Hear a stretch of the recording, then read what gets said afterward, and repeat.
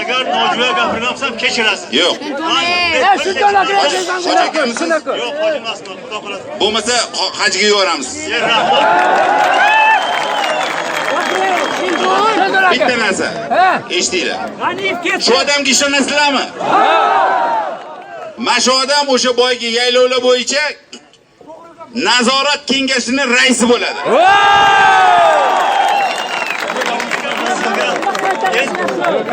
Endi mana shu paxta talabini muhtaram prezidentga yetkazasiz. Albatta yetkazaman. Biz prezidentni kerak bo'lsa men patinkasini yalayman. Kerak bo'lsa.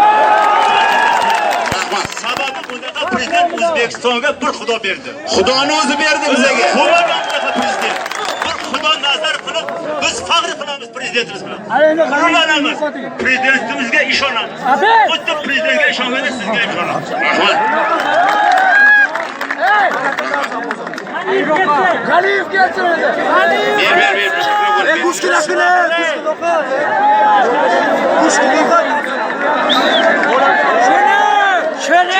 Loyiq eshitamiz. Assalomu alaykum. Vazir, xush kelibsiz. Hurmat qilinglar o'zinglarni hamyurtni. Albatta. Rahmat shu prezidentimizga shuncha sizlarni yuborib bizni Sux aholisini xabar olib kel, shu masalalarni yechib ber deb yuboribdi. Ming rahmat sizlarga. Birinchi hurmatli vazir, bizda birinchi muammo bu chegara muammosi. Hozir aytib o'tishdi. Biz chegaramiz qayerdaligini bilmaymiz.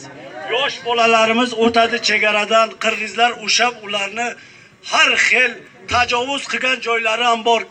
Kichkina bolalarni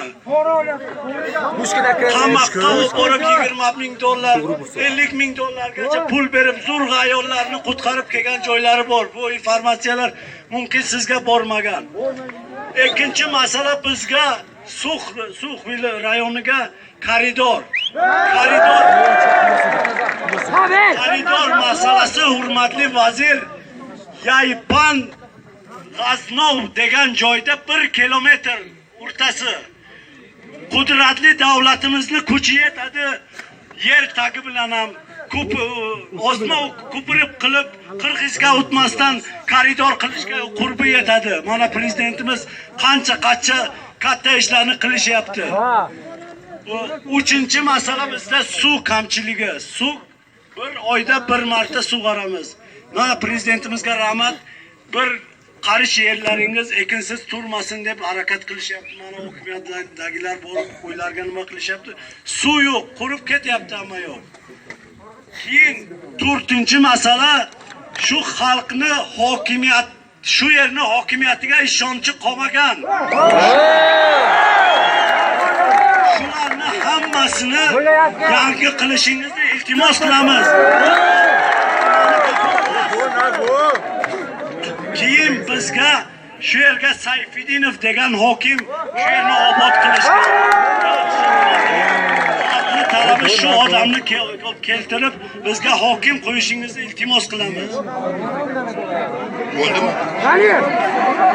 Endi eshitinglar. Eshitinglar. Boyiga taklifni albatta o'ylab ko'ramiz. Boyiga Yaypan degan joydan. Albatta. Lekin bitta narsa, uni ham qo'shilasiz